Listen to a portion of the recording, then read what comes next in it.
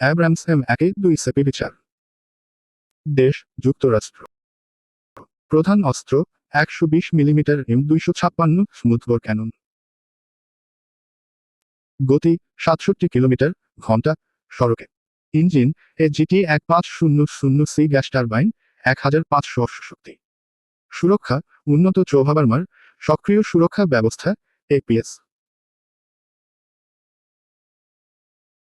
প্রযুক্তি উন্নত thermal sensor ও network ক্যাপালো system. Crew 4 জন, commander, গানার, loader, driver. এটি যুদ্ধক্ষেত্রে দ্রুততা, সুরক্ষা এবং ফায়ার পাওয়ারের চূড়ান্ত সংমিশ্রণ।